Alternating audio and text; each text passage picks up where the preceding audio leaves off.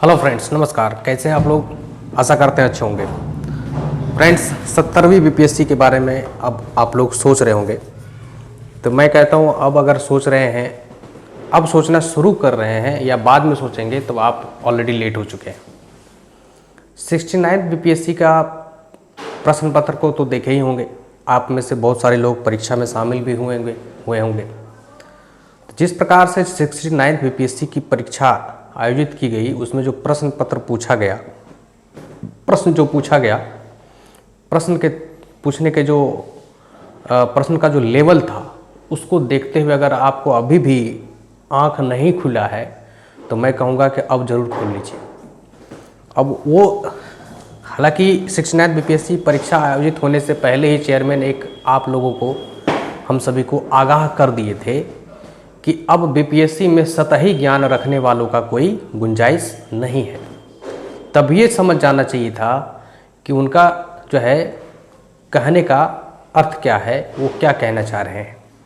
वो एक्सपेरिमेंट, इस बात का जो एक्सपेरिमेंट है वो प्रीलिम्स से ही कर दिए 69 का, और नो डाउट 70 में उसी तरह का प्रश्न रहने वाला है प्रीलिम्स में।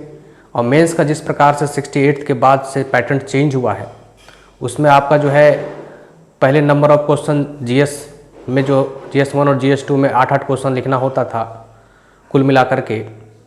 लॉन्ग क्वेश्चन भले लिखना होता था लेकिन 8-8 क्वेश्चन। अब क्या है कि उसमें नंबर ऑफ क्वेश्चन ज़्यादा हो गया है लिखना, ठीक है ना।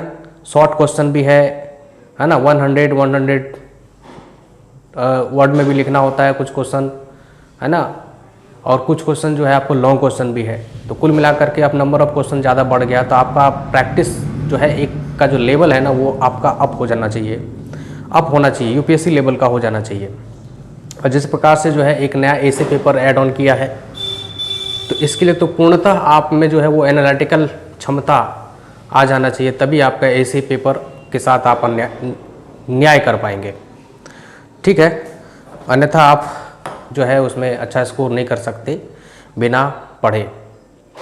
तो 70वीं बीपीएससी के बारे में अगर सोच रहे हैं तो उसमें न्यू स्ट्रेटजी के साथ आपको नए सिरे से तैयार होना होगा, नए सिरे से तैयार करना होगा, है ना। तो उसमें जो है पुराना तौर तरीके को छोड़ना होगा, उस जोन से बाहर निकलना होगा और नए तरीके को स्टार्ट करना होगा। पहले क्या था कि बीपीएससी प्रीलिम्स परीक्षा के लिए जो हम पीटी का फॉर्म भरते थे और तब तैयारी शुरू करते थे, अगर थोड़ा बहुत समझ डेवलप था या और सब परीक्षाओं की तैयारी करते थे तो वो थोड़ा बहुत और भी थोड़ा सा मेहनत करके प्रीलिम्स निकल जाता था। लेकिन अब निकालना मुश्किल है। आपको प्रॉपर तरीके से प्रीलिम्स कम से कम 7-8 महीना पहले, प्रीलिम्स के 7-8 महीने पहले ही आपको लग जाना होगा, और साथ ही कुछ मेंस के पोर्शन को भी तैयार कर लेना होगा, क्योंकि प्रीम के बाद मेंस में जो है, प्री और मेंस के बीच में जो समय है वो बहुत ही कम ड्यूरेशन का रहता है, ज़्यादा नहीं दिया जाता है। अगर आप कुछ सिलेबस इसी दौरान कवर कर लेते हैं तो आपका क्या होता है कि उस समय प्रैक्टिस करने का समय आपके पास ज़्यादा रहेगा, ठीक है। प्रैक्टिस करने का सेंस यह है कि राइटिंग स्किल को बिल्डअप करने का, है ना, क्वेश्चन को लिखने का। आपका जो है हर दिन एक 3 आवर लिखना, 2 आवर, 2.5 घंटा, 3 घंटा लिख करके आपको एक अपने तरीके से जो है राइटिंग स्किल डेवलप करना होगा, एक माहौल अपने आप में बनाना होगा। तो वो प्रीलिम्स के बाद तब तक करना होगा जब तक कि आपका जगह प्रीलिम्स में अगर रिजल्ट होने की उम्मीद बनती है तो आपको उसके बाद तब तक करना होगा जब तक कि मेंस परीक्षा आयोजित नहीं हो जाती है, ठीक है। तो ये चीज़ें हैं। 70वीं बीपीएससी के बारे में सोच रहे हैं तो अब वो पहले के तरीके से लाइटली लेकर के आप नहीं तैयारी कर सकते।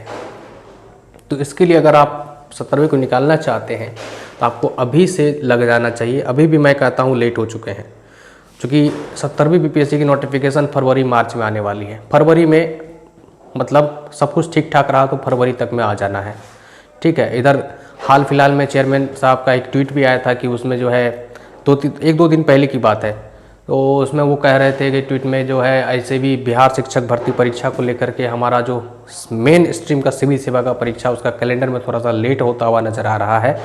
लेकिन मैं कोशिश कर रहा हूँ कि उस पर पुनः पटरी पर लाया जाए और कैलेंडर को सही दुरुस्त किया जाए और सही समय पर सारा कुछ जो है आयोजित कर लिया जाए।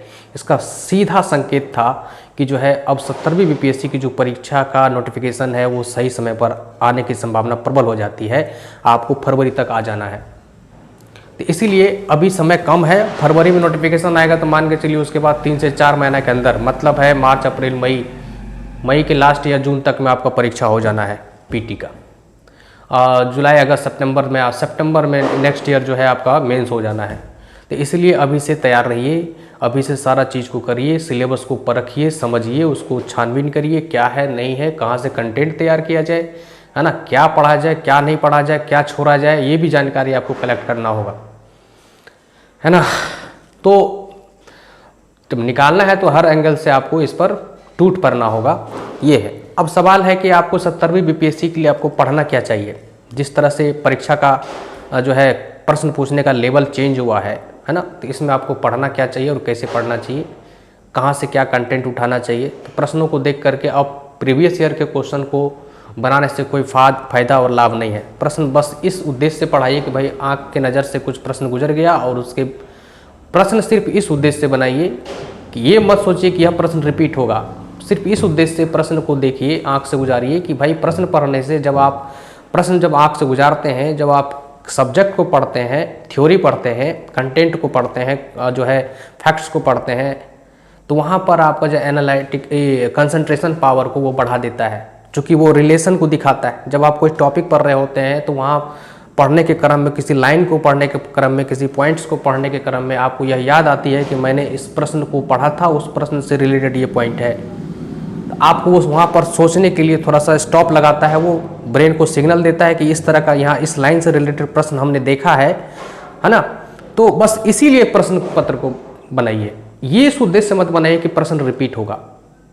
50 क्वेश्चन, 25 क्वेश्चन, 30 क्वेश्चन डेली आँख से गुजारिए, इसलिए गुजारिए ताकि और सब चीज़ जो आप पढ़ेंगे सिलेबस के अकॉर्डिंग, जो भी चीज़ें पढ़ेंगे, हिस्ट्री, सिविक्स, ज्योग्राफी, है ना, इकोनॉमी, साइंस, करंट अफेयर्स, जो भी आप पढ़ते हैं, उन सारे चीज़ों से रिलेटेड जो प्रश्न पूछा गया है वो अगर आप पढ़ते हैं तो उससे रिलेटेड यहाँ पॉइंट मिलेगा, तो आपका कंसंट्रेशन पावर बढ़ जाएगा, पढ़ने का एफिशिएंसी बढ़ जाएगा। एफिशिएंसी बढ़ाने के लिए, कंसंट्रेशन बढ़ाने के लिए क्वेश्चन को देखना चाहिए। पीटी के भी क्वेश्चन को लगातार देखते रहिए, है ना।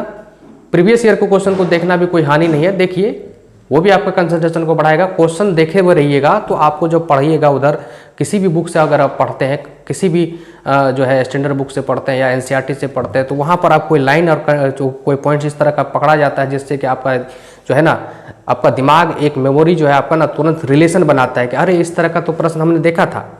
और जैसे ये चीज़ सिग्नल ब्रेन को गया, बस ब्रेन जो है उस चीज़ पॉइंट को एकदम एक्सेप्ट कर लेता है और दिमाग में एडजस्ट कर लेता है, ठीक है ना, ताकि उसको लगता है कि इस पॉइंट की इंपॉर्टेंस है, ये प्रश्न पूछा गया है, इसका मतलब है कि इस पॉइंट बहुत ही इंपॉर्टेंट है। तो वो क्या होता है ना कि आपके जो है एफिशिएंसी को बढ़ा देता है, ब्रेन के गेनिंग पावर को बढ़ा देता है। इसीलिए मैं कहता हूँ कि प्रश्न को सिर्फ इस उद्देश्य से नहीं पढ़ना है कि वो प्रश्न रिपीट होगा, पूछेगा।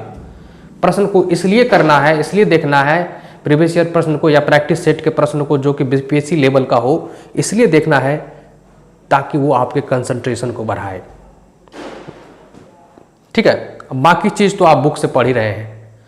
और रही बात पढ़ने का, तो पढ़ने का लिए आपको जो है अब क्या पढ़ना चाहिए। पहले तो मैं रिकमेंड नहीं करता था कि एनसीईआरटी पढ़ना मैंडेटरी ही है।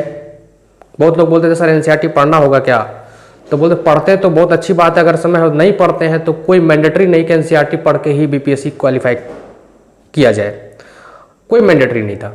हाँ, यूपीएससी अगर दे रहे थे एनसीईआरटी पढ़ना मैंडेटरी था, और जो पहले से अपना एकेडमिक स्कूलिंग में बहुत अच्छा एनसीईआरटी पढ़ते तो उसको भी मैंडेटरी नहीं था एनसीईआरटी पढ़े, डायरेक्ट जो है स्टैंडर्ड बुक पढ़े और उसका जो है एनालिटिकल पावर को जो है एक्सप्लोर करें, ज़्यादा बढ़ाए, ठीक है। तो ये चीज़ें थी। लेकिन अब बीपीएससी में 70th के बाद अगर आप सोच रहे हैं कि बिना एनसीईआरटी पढ़े कुछ हो जाए, तो एनसीईआरटी में आपको सब कुछ नहीं पढ़ना चाहिए, है ना। तो उसमें क्या पढ़ना चाहिए, तो भाई आप कम से कम 8, 9, 10 का जरूर पढ़िए। 11, 12 नहीं पढ़िए, 6, 7 भी नहीं पढ़िए, 8, 9, 10 का जरूर पढ़िए। उसमें आपका एनालिटिकल क्षमता जितना आपको गेन करने की ज़रूरत है मेंस के लिए, बाकी मेंस के लिए तो आपका जो है जो भी नोट्स लेंगे किसी इंस्टीट्यूशन का या कहीं से मटेरियल लेंगे वहाँ से आपको करना है, लेकिन उस मटेरियल या उस नोट्स को भी समझने के लिए आपका अंडरस्टैंडिंग क्षमता जो है ना वो अच्छा होना जाना चाहिए ना, बेसिक फाउंडेशन चीज़ अच्छा होना चाहिए। तो वो आपको 8, 9, 10 का बुक देगा, NCERT टेक्स्ट बुक सारे सब्जेक्ट का, ज्योग्राफी, हिस्ट्री, पॉलिटी, है ना, इकोनॉमी तो 9 क्लास से शुरू ही होता है, आप है ना, तो उसमें 9, 10 का, तो वो आप जब पढ़ लेंगे तो आपका एक बेसिक नॉलेज होगा जो कि आपको है ना स्किल बिल्डअप करने में बहुत बहुत फ़ायदा करेगा, बहुत लाभ करेगा, लेखन शैली बढ़ाने में भी बहुत फ़ायदा करेगा, ठीक है ना। उसमें जो बूझो पहली वाला बातें रहती है स्कूलिंग किताब में जो 8 क्लास तक में रहता है लगभग, उसके बाद नहीं रहता है, 9, 10 में नहीं रहता। तो वो जो है एक सवाल वाल जो करता है उसमें कुछ प्रायोगिक प्रश्न रहता है, कुछ इन्फॉर्मेशन NCERT बुक देती है, कुछ इन्फॉर्मेशन उसी इन्फॉर्मेशन के बेस पर जो है आपको सोचने के लिए मजबूर किया जाता है कि ज़रा आप सोच कर बताइए क्या होगा। तो ये सब चीज़ें क्या होता है ना कि आपके स्किल को बिल्डअप करता है, पढ़ाता है ना। तो यही सब तो ज़रूरी है सिविल सेवा में। तो आपको पढ़ना क्या चाहिए NCERT, सबसे पहले तो आपको NCERT को 8, 9, 10 कम से कम, 6, 7 नहीं पढ़ सकते कोई बात नहीं, 6 का ही डेवलप रूप 8, 9, 10 तक में लगभग मिल ही जाता है, 7 का भी डेवलप रूप 9 में मिल ही जाता है ना, उसी का थोड़ा सा आगे का चीज़। तो उसी तरीके से बाकी रहा फैक्चुअल चीज़ों का, जो कि परीक्षा में ज़्यादातर प्रश्न रहते हैं फैक्चुअल चीज़। तो कॉन्सेप्चुअल चीज़ तो 8, 9, 10 पढ़ के आप कॉन्सेप्ट आ गया वहाँ से आपको, है ना, तार जुड़ गया आपका, फैक्ट्स के बीच में तार जुड़ गया आपका।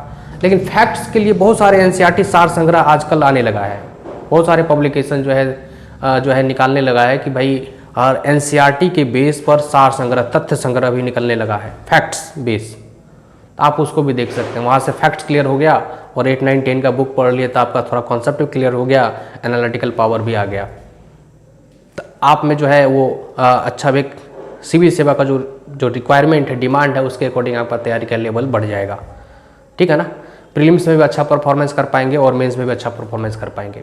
जब ये काम आप कर लेते हैं, है ना, NCERT का 8, 9, 10 पढ़ लेते हैं, उसके बाद फिर आपका जो है फैक्ट्स के लिए किसी भी NCERT पर आधारित तथ्य संग्रह का कोई बुक पढ़ लेते हैं, जैसे बर्नवाल का आता है, कॉस्मोस पब्लिकेशन का, जैसे दृष्टि का भी आता है, अदर पब्लिकेशन का भी अब आने लगा है तथ्य संग्रह फैक्ट्स, ठीक है ना, जो कि NCERT के बेस पर ही होता है। 6 to 10 तक का उसमें लिखा रहता है, 6 to 12 तक का वो फैक्ट्स दे देता है उसमें। हाँ, बीच में जो फैक्ट्स के बीच में जो वो इन्फॉर्मेशन जो कि आपको NCERT में मिलेगा, वहाँ पर आपको थॉट क्लियर करता है, वो रिलेशन दिखाता है ना, 2 फैक्ट्स के बीच में एक रिलेशन को दिखाता है, तो वो जो है लिंक बिल्ड करता है आप में। तो ये चीज़ आपके ना स्किल को डेवलप करता है, इसलिए NCERT पढ़ना चाहिए। फैक्ट्स तो आपको बहुत सारा बुक है, फैक्ट्स मिल जाता है, लेकिन वो आपके थॉट को कौन डेवलप करेगा, वो NCERT बुक ही करेगा, टेक्स्ट बुक ही करेगा। भले उसको पढ़ने में समय ज़्यादा लगता है, लेकिन आपको स्किल को वो बढ़ा देगा।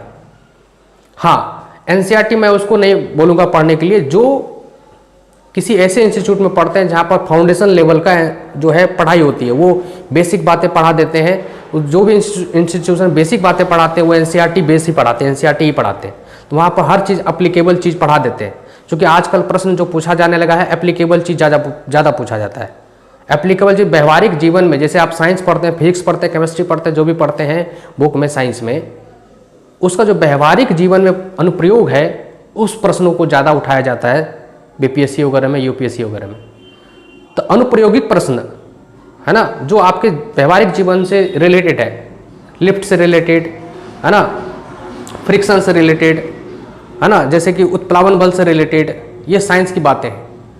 व्यवहारिक जीवन से रिलेटेड जो भी प्रश्न है वो आपको ज़्यादातर पूछा जाता है, और उसको जो है आप तभी आप अच्छे से उसके साथ जो है उसको गेन पर कर पाएंगे, उसको न्याय कर पाएंगे वैसे प्रश्नों को, उस तरह के प्रश्नों को, जब आप NCERT को पढ़ेंगे, है ना। NCERT आपके ब्रेन को खोल देता है। और सिर्फ तथ्य संग्रह पढ़ा लेते हैं अलग अलग पब्लिकेशन का, 6 to 12 तक का एक ही बुक में सारा कुछ आ जाता है, ऐसा तरह का बहुत सारे पब्लिकेशन निकाल दिया है। वो भी सब्जेक्ट वाइज भी, हिस्ट्री का 6 to 12 का अलग, पॉलिटी का 6 to 12 का अलग, ठीक है, ज्योग्राफी का 6 to 12 का अलग। वो अगर पढ़ना चाहते हैं तो पढ़िए, उसमें फैक्ट्स का संग्रह है, फैक्ट है, कहीं बाहर नहीं जाएगा वो उससे प्रश्न, लेकिन कॉन्सेप्ट भी पढ़िए, आपके स्किल को भी बढ़ाना है, क्योंकि आपको मेंस भी देना है, इंटरव्यू में भी बैठना है, ठीक है ना। तो ये चीज़ है, तो वो तो करना ही पड़ेगा। अगर आप ये काम कर लेते हैं, उसके बाद मेरे ख्याल से अगर आप चाहते हैं कि रिजल्ट हो, इसमें कोई जो है बाधा ही ना हो कि रिजल्ट होने में, कि एनी हाउ रिजल्ट लेना ही चाहते हैं, तब आपको मेरे ख्याल से कुछ कुछ सब्जेक्ट है जिसके लिए आपको गाइड बुक पढ़ना चाहिए, ऑथेंटिक, जो कि जिसकी विश्वसनीयता अभी भी सिविल सेवा में बनी हुई है। जैसे कि आपको मॉडर्न हिस्ट्री के लिए राजीव अहिर सर का स्पेक्ट्रम का इतिहास जरूर पढ़ना चाहिए। वो भी हालांकि एनसीईआरटी के बेस पर ही है, लेकिन थोड़ा सा अच्छा फैक्ट्स के साथ थोड़ा कॉन्सेप्ट भी दिया है थोड़ा, तो वो आपका जो है क्लियर हो जाएगा मॉडर्न हिस्ट्री, क्योंकि मॉडर्न हिस्ट्री से ज़्यादा सवाल रहता है। बाकी एंशिएंट और मिडेवल का बात है तो वहाँ पर आप 8, 9, 10 पढ़े ही हैं, और 8, 9, 10 याद रखिएगा। जब हिस्ट्री आप पढ़ेंगे तो 8, 9, 10 पढ़ने के क्रम में जो है ना वर्ल्ड हिस्ट्री से रिलेटेड टॉपिक होगा उसको नहीं पढ़िएगा, जो कि आपके बीपीएससी के सिलेबस में नहीं है। तो थोड़ा सा स्मार्ट बुद्धि लगाना पड़ेगा आपको, क्या पढ़ना चाहिए क्या नहीं पढ़ना चाहिए। इसलिए सबसे पहले तो सिलेबस का अवलोकन कर लीजिए, ठीक है ना। सिलेबस को अवलोकन करके उसका एनालिसिस करिए कि हमको आप क्या पढ़ना चाहिए क्या नहीं पढ़ना चाहिए, उसके बाद फिर पढ़ने के बारे में सोचिए। तो इसी तरह से जैसे आप पॉलिटी कवर करना चाहते हैं तो थोड़ा सा स्टैंडर्ड बुक एम लक्ष्मीकांत पढ़िए। अगर वो 8, 9, 10 कंप्लीट कर लिए हैं तो एक लक्ष्मीकांत मात्र बुक एम लक्ष्मीकांत पढ़िए, है ना। सब कुछ क्लियर हो जाएगा, लगभग मेंस के लिए भी क्लियर हो जाएगा कॉन्सेप्ट, और पीटी के लिए तो होगा ही होगा, ठीक। ज्योग्राफी में भी 8, 9, 10 का उधर एनसीईआरटी पढ़े ही हैं, फैक्ट्स क्लियर है, कॉन्सेप्ट भी थोड़ा बहुत क्लियर है ना, आपका स्किल भी डेवलप हो चुका है। तो आप एक ही बुक रखना चाहते हैं, महेश कुमार बर्णवाल का जो है आता है कॉस्मोस पब्लिकेशन का भूगोल एक समग्र अध्ययन। सबसे पहले तो उनका वही बुक आता था, बाद में ना बहुत सारे बुक वो पब्लिश करने लगे, तो उसको पढ़ सकते हैं। या खुल्लड़ का आता है भूगोल, भारत का भूगोल, वो आप पढ़ सकते हैं, ठीक। माजिद हुसैन का, सॉरी खुल्लड़ का नहीं, माजिद हुसैन का आता है, वो आप पढ़ सकते हैं, बहुत अच्छी बुक है। फैक्ट्स भी मिलता है, थोड़ा बहुत कॉन्सेप्ट भी दे दिया जाता है, और एक ही बुक में सारा चीज़ कवर हो जाता है। तो वहाँ से प्रश्न बाहर नहीं जाने की संभावना होती, मतलब बाहर जाने का कोई गुंजाइश ही नहीं है प्रश्न का, सभी के सब लगभग टच ही हो जाता है प्रश्न जो भी पूछा जाएगा। तो इस तरह से थोड़ा स्मार्ट तरीके से आपको पढ़ना होगा। इकोनॉमी में क्या है ना कि करंट बेस सारा प्रश्न रहता है, एप्लीकेबल प्रश्न रहता है, तो उसको उसी तरीके से पढ़ लेना। उधर आप 9, 10 का जो है बेसिक नॉलेज ले लिए है इकोनॉमिक्स का, अब इधर आप मैगजीन वगैरह के थ्रू में जो इकोनॉमिक रिलेटेड नॉलेज खबर आते हैं, खबरें, फैक्ट्स, करेंट अफेयर्स, उसको ध्यान में रखना है, ठीक। 3 सेक्टर है ना, वो तीनों सेक्टर के बारे में जो जो चीज़ें आती हैं, एक्ट हो गया और फैक्ट हो गया, एक्ट भी आता है ना, इकोनॉमिक से रिलेटेड कुछ कुछ एक्ट सब आता रहता है ना, बजट से रिलेटेड ये सब चीज़, आर्थिक समीक्षा वगैरह, ये सब में भी कुछ कुछ प्रोविज़न होता है, क्या क्या नया नया डाटा आता रहता है, उसको देखना है। बाकी बेसिक चीज़ें तो वहाँ 9, 10 में आप देख ही लिए हैं, उसके अलावा कुछ नहीं देखना है। रमेश सिंह, तमेश सिंह ये सब देखने की ज़रूरत नहीं है, ठीक है। मोटी मोटी बुक पढ़ने की ज़रूरत नहीं है, जहाँ पढ़ना चाहिए, जहाँ पर एफिशिएंसी लगाना चाहिए वहीं लगाइए, ठीक है। और आपका और भी बुकें हैं, जैसे साइंस है, साइंस आप 8, 9, 10 उधर पढ़े हैं एनसीईआरटी में, तो बहुत चीज़ क्लियर हो जाता है उसको पढ़ने के क्रम में ही। साइंस में तो बहुत अच्छा, 9, 10 में तो बहुत ही अच्छा दिया गया है टॉपिक, ठीक। साथ में इधर आप एनसीईआरटी के बेस पर जो तथ्य संग्रह को पुस्तक है साइंस का, तीनों सब्जेक्ट का, फिजिक्स, केमिस्ट्री, बायोलॉजी का, जरूर देखिए उसको।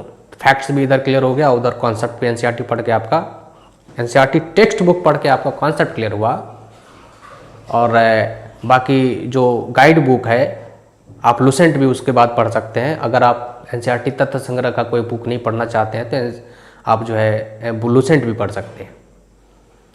हिस्ट्री में मॉडर्न पढ़ लिए राजीव अहिर स्पेक्ट्रम का, तो एंशिएंट के लिए आप क्या करिए, तो एंशिएंट के लिए वही एनसीईआरटी 6 to 12 वाला का कोई भी तथ्य संग्रह का पुस्तक है उसको देख लीजिए, या नहीं तो लुसेंट और आपका जो है और भी किसी गाइड से आप देख सकते हैं। लुसेंट भी काफ़ी है एंशिएंट और मिडेवल के लिए, मॉडर्न के लिए लेकिन आपको थोड़ा स्टैंडर्ड बुक पढ़ना चाहिए। बिहार के लिए बिहार से रिलेटेड बिहार जी के सामान्य ज्ञान पढ़ लीजिए, कोई खास ज़्यादा करने की ज़रूरत नहीं है, उसको थोड़ा समझ के पढ़ लीजिए बढ़िया से, ठीक है। करंट अफेयर्स के लिए थोड़ा सा आपको पढ़ने का तरीके को बदलना होगा। पहले से क्या था कि सिर्फ वन लाइनर हम लोग पढ़ते थे, अब थोड़ा कॉन्सेप्चुअल करंट भी देखना होगा। कॉन्सेप्चुअल करंट देखने के लिए आपको जो है थोड़ा सा ऐसे मैगजीनों की तरफ रुझान बढ़ाना होगा जो कि सिविल सेवा की परीक्षा के बेस पर बेस्ड हो, उसी पर आधारित जो है अपना कंटेंट देता हो। अब वैसा भी मत देखने लगिए कि भाई अब यूपीएससी वाला चीज़ें हैं तो उसको भी छांटना सीखना होगा आपको। कुछ मैगजीन ऐसे हैं जो यूपीएससी को ध्यान में रख के बनाती हैं। अगर आप बीपीएससी के लिए पढ़ना चाहते हैं तो उसमें वही चीज़ें पढ़ें जो आपके बीपीएससी के लिए जो है इम्पोर्टेंट है। अगर दोनों लेना चाहते हैं तो पूरा पर ही ये चीज़ है, ठीक है। तो इस तरह से आपको अब लग जाना चाहिए। अभी भी लेट हो गए हैं 70वीं बीपीएससी के लिए तैयारी करने के लिए, अब अगर सोच रहे हैं तब भी लेट है ना।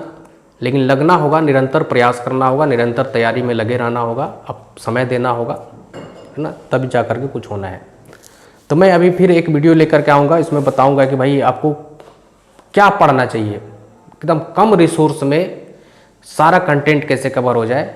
अभी तो मैं ऐसे ही बता दिया कि मैं क्या क्या करना चाहिए आपको, लेकिन मैं अब इस पर मेरा रिसर्च चल रहा है क्वेश्चन को देख करके कि क्वेश्चन पूछने की प्रवृत्ति को देख करके पैटर्न में बदलाव को भी ध्यान में रखा गया है, और मेंस का जो अभी पूछने का जो तौर तरीका बदला है उसको भी ध्यान में रखा गया है। इसको लेकर के मैं अभी थोड़ा एनालिसिस कर रहा हूँ। एनालिसिस करके मैं बताऊँगा ज़रूर एक वीडियो में कि आपको कम से कम रिसोर्स में पीटी कैसे निकालें, और फिर मेंस के लिए हम लोग कंटेंट कहाँ से तैयार करें और कैसे करें, और फिर मेंस पर राइटिंग स्किल का प्रैक्टिस कैसे करें, ठीक है ना। तो इस पर मैं बहुत जल्दी एक वीडियो लेकर आऊँगा। थैंक यू, धन्यवाद।